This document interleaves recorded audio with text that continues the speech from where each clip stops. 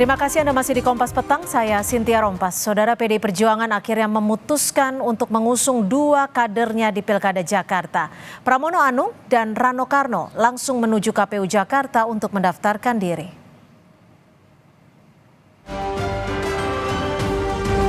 Setelah nama Anies Baswedan santer terdengar maju di Pilgub Jakarta melalui PDI Perjuangan, hari ini PDIP akhirnya memutuskan untuk mengajukan dua kadernya, Pramono Anung yang merupakan sekretaris kabinet dan Rano Karno yang merupakan anggota DPR RI sebagai pasangan bakal calon gubernur dan wakil gubernur Jakarta di Pilkada 2024. Sekjen PDIP Hasto Kristianto menyatakan pilihan ini merupakan kejutan dari PDIP yang meyakini masyarakat Jakarta percaya dengan sosok yang berpengalaman dan memiliki rekam kerja yang baik.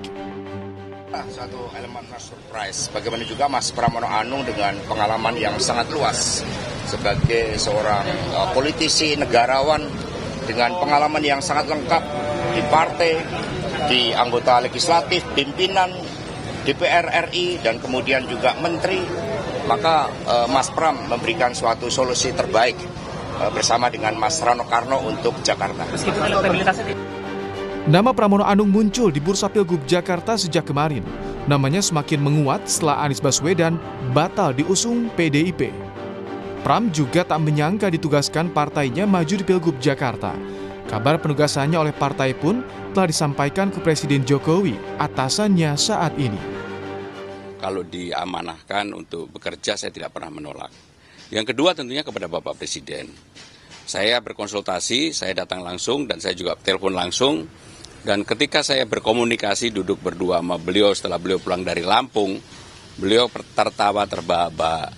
Beliau bilang begini, Mas maju gitu. Karena kalau berdua memang kadang-kadang beliau memanggil Mas maju. Ini tidak semua orang yang diberikan amanah seperti itu. Pak, saya minta izin, Bapak izinkan. Saya izinkan, Mas harus maju. Pramono Anung bukan nama baru di dunia politik. Sempat menjabat sebagai Sekjen PDIP, Pramono juga sejak 2015 lalu menjabat sebagai Sekretaris Kabinet di pemerintahan Jokowi. Pengamat politik Yunarto Wijaya menduga penugasan Pramono karena sosok ini dinilai bisa menjadi jembatan komunikasi antara PDIP dengan Jokowi atau dengan Kim Plus. Nama ini itu mungkin bisa dianggap sebagai jembatan yang tidak bersifat konfliktual. Entah dalam konteks melihat hubungan Ibu Mega dengan Jokowi, atau dalam konteks lebih luas melihat hubungan PDI Perjuangan dengan Kim Plus, terutama dengan Pak Prabowo. Karena kalau kita lihat, Mas Pram ini sosok yang bisa tetap dekat dengan Pak Jokowi, tidak mengundurkan diri juga, tetap bekerja keseharian sebagai setkap, juga dengan Prabowo. Hingga saat ini ada dua pasangan calon yang telah mendaftar ke KPU Jakarta. Selain Pramono Anung, Rano Karno, hari ini Ridwan Kamil dan Suswono yang didukung Kim Plus juga telah mendaftar ke KPU. Tim Liputan Kompas TV.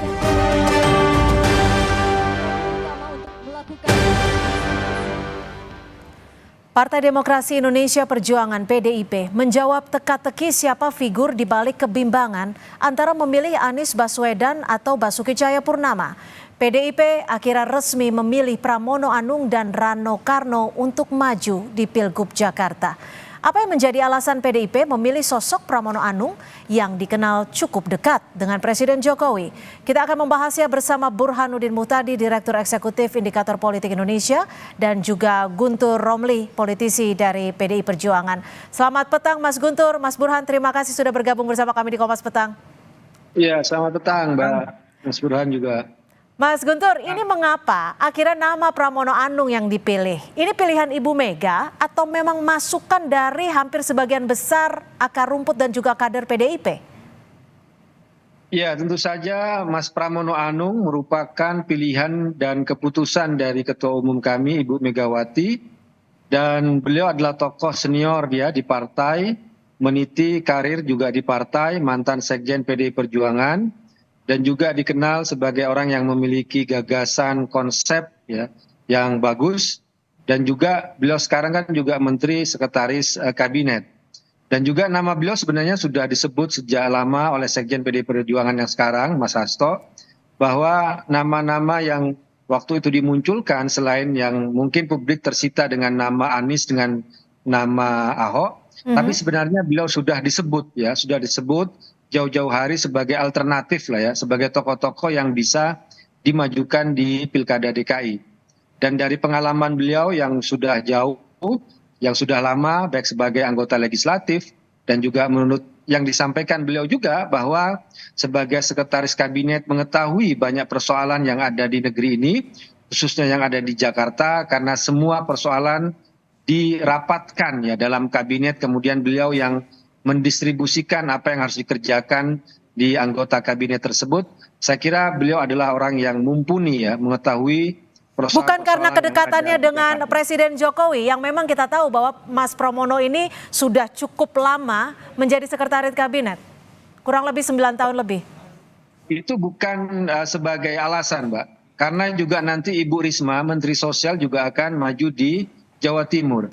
Jadi kalau keputusan yang maju di Pilkada itu benar-benar keputusan dari Ibu Ketua Umum yang tidak bisa diintervensi, yang tidak bisa dipengaruhi oleh siapapun ya, termasuk juga oleh Jokowi. Jadi itu ranahnya, hak prerogatifnya Ibu Ketua Umum, karena beliau benar-benar orang yang senior ya, dan juga punya pengalaman, dan itu yang menjadi alasan terkuat. Kemudian mungkin juga yang lebih penting juga adalah ketika ada kristalisasi atau kompetisi antara nama Ahok dengan nama Anies di internal PDI Perjuangan, maka Mas Pramono Anung itu sebagai jalan tengah ya, yang bisa diterima oleh semua pihak gitu. Mas Burhan, ini kan ada analis juga yang menyebut bahwa PDIP dalam hal ini mengalah. Kalau menurut Anda analisanya seperti apa? Saya kira tidak benar ya kalau disebut PDI Perjuangan mengalah ya. Cenderung underestimate terhadap Mas Pramono Anung. Kalau saya melihat tidak aneh ya kalau Ibu Mega ujungnya tidak mencalonkan Anies. Karena Anies terlalu berjarak secara ideologis dengan PDI Perjuangan. Dan kalau kita lihat rekam jejak PDI Perjuangan dalam mencalonkan kepala daerah, itu faktor elektoral tidak menjadi konsideran utama. Yang menjadi pertimbangan utama buat Ibu Mega mencalonkan calon gubernur atau bupati dan wali kota itu adalah ideological test, ya, tes ideologis. Dan itu yang menjelaskan nama seperti Jokowi 2012 dipilih sebagai calon gubernur di Jakarta, padahal saat itu elektabilitas tertinggi ada di Fauzi Bowo. Kemudian Ahok meskipun terkena isu terkait dengan Al-Maidah di 2017 tetap dicalonkan juga oleh Ibu Mega. Kemudian jangan lupa Ridwan Kamil 2018 di Jawa Barat hampir mendapatkan rekom dari PDI Perjuangan. Ujungnya yang mendapatkan penugasan untuk maju di Jawa Barat kadernya sendiri TB Hasanuddin. Dengan segala konsekuensinya. Ada yang berakhir manis seperti Jokowi 2012, ada yang berakhir dengan kekalahan seperti Ahok 2017 atau TB Hasanuddin di Jawa Barat. Jadi ini artinya, maaf saya potong, artinya menurut Anda Bu Mega saat ini menggunakan strategi seperti yang ia gunakan dulu saat menentukan Jokowi maju di Pilkada Jakarta? Intinya bukan faktor elektoral yang menjadi konsideran utama. Itu yang paling penting ya digarisbawahi. Karena bagaimanapun kalau pertimbangannya elektoral berarti membuka kesempatan buat non-kader. Nah, Anies kan bukan kader PDI Perjuangan. Sementara kalau kita baca pemikiran Ibu Mega, beliau itu yang paling solid, paling kukuh, paling konsisten bicara tentang pelembagaan partai. Makanya ada istilah petugas partai. Jadi kalau pengen maju menjadi pejabat publik, ya harus melalui pintu masuk partai.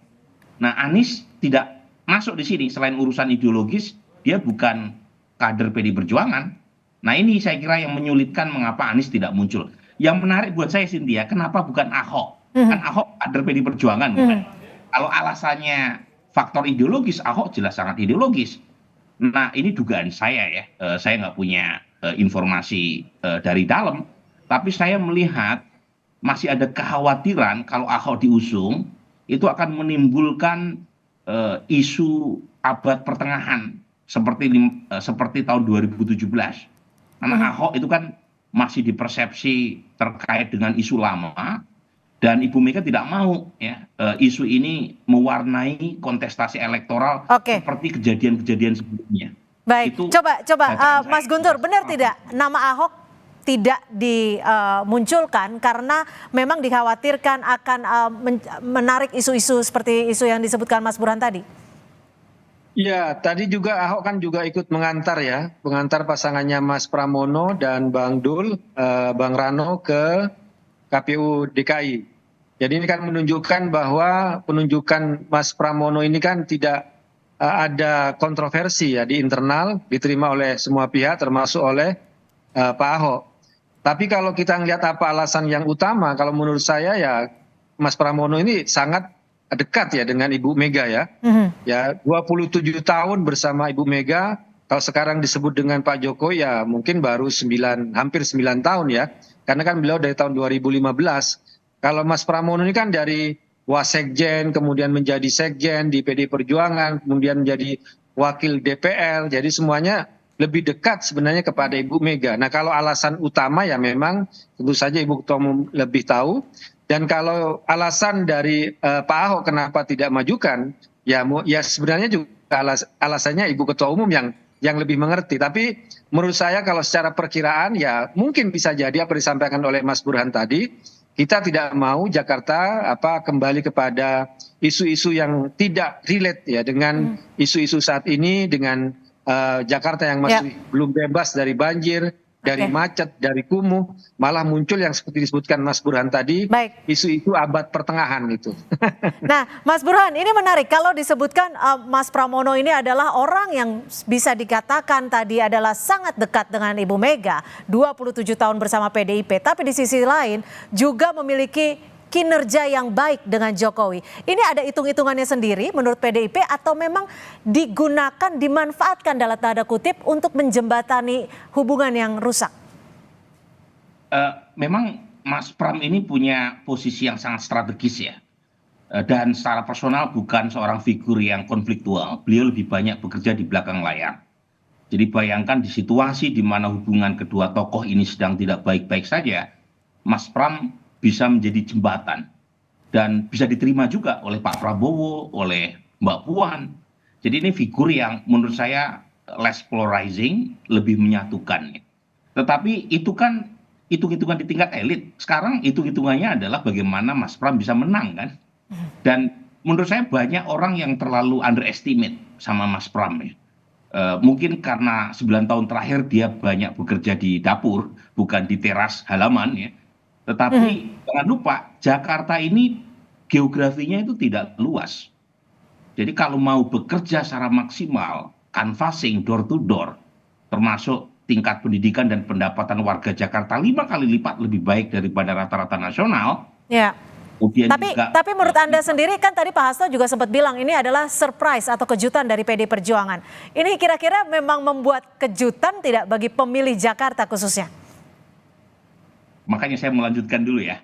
Jadi kalau misalnya mau bekerja maksimal, saya kira pesimisme itu bisa dibantah. Paling tidak itu tidak sepesimis hasil yang disampaikan oleh banyak netizen. Jadi dan Mas Pram punya modal untuk itu. Memang hitung-hitungan di atas kertas sekarang jauh sekali elektabilitas Mas Pram sama Ahok ya. Ahok jauh lebih elektable. Tetapi lagi-lagi kalau kita melihat ke belakang, Anies itu baru muncul sebagai calon kuat di 2017. Itu bulan November 2016. Hanya 4 bulan sebelum pilkada putaran pertama. Ya. Sebelumnya dia tercecer di bawah. Kemudian Jokowi 2012 itu 5 bulan sebelum pilkada itu elektabilitasnya cuma 5% loh. Jadi artinya ya kita jangan langsung melihat bahwa ini move dari kalangan elit dan seolah-olah PDI Perjuangan mengalah langsung menyerahkan Jakarta ke Ridwan Kamil. Jangan seperti itu. Jadi kasih kesempatan buat Mas Pram dan PDI Perjuangan untuk membuktikan bahwa calon yang mereka usung ini calon yang layak untuk dipilih dan Ridwan Kamil ataupun Suswono tidak boleh memandang sebelah mata gitu. Oke, Mas Guntur, ini ada tidak sih sebenarnya target yang disasar PDI Perjuangan dengan mengusung nama Pramono Anung? Mungkin bukan target hanya DKI Jakarta, tapi mungkin nanti target yang lebih panjang gitu. Ya, tentu saja kalau kita melihat kan sebenarnya Mas Pram ini kan potensial bisa diterima oleh semua pihak. Ketika beliau menyampaikan alasan-alasan ya kemudian maju, ternyata beliau kan juga punya hubungan baik dengan Pak Jokowi, ya berarti pendukung Pak Jokowi ada potensi akan memilih beliau. Kemudian ketika beliau akan misalnya akan menuju ke KPUD, beliau telepon-teleponan dengan Mas Anies. Ini kan potensi yang juga pendukung Mas Anies kan juga bisa memilih beliau. Kemudian juga diantar oleh Pak Ahok, ya berarti pendukung Pak Ahok kan ada potensi memilih beliau. Jadi kita melihat sosok Mas Pram ini bisa diterima oleh semua kalangan, ya, yang selama ini mungkin terpolarisasi akibat Pilpres 2024. Maka sosok Mas Pram dan juga Bang Dul, ya Bang Rano Karno yang sudah punya akar ya sejarah dalam tradisi masyarakat Jakarta khususnya Betawi ya, ini memiliki peluang lah untuk diterima ya. Dan kemudian juga kita ngelihat bagaimana gaya bahasa Mas Pram yang kalem tapi jelas, kemudian juga memberikan informasi yang bagus ya. Ya meskipun kita ngelihat selama 9 tahun belakangan memang Mas Pram itu tidak pernah mau muncul di media. Dan itu yang juga menjadi alasan Ibu Mega memilih beliau, karena beliau kan tidak pernah meminta jabatan, tidak pernah menyodorkan diri, malah beliaulah yang diminta oleh Ibu Mega, karena mungkin ini sesuai dengan tradisi orang-orang Timur, orang-orang Jawa juga akan memberikan amanah kepada orang yang tidak pernah meminta jabatan, tidak minta amanah itu. Itu Mbak. Mas Burhan, terakhir singkat saja. Menurut Anda sendiri, ini ada dari pemilih Anies yang sempat berharap dengan PDI Perjuangan. Ada juga pemilih dari Basuki Cahayapurnama. Menurut Anda, pemilih-pemilih ini bisa beralih atau memberikan suaranya kepada Pramono, atau justru akan memberikan suaranya kepada lawannya, RK dan Suswono, atau justru golput? Nah, tentu kemungkinan itu masih terbuka semuanya ya. Saya sendiri belum punya datanya, Cynthia. Belum ada risetnya ya. Tetapi Anies kan masih ada satu kemungkinan nih, satu hari besok ya, untuk bisa menyelip masuk dalam laga elektoral pilkada melalui PKB.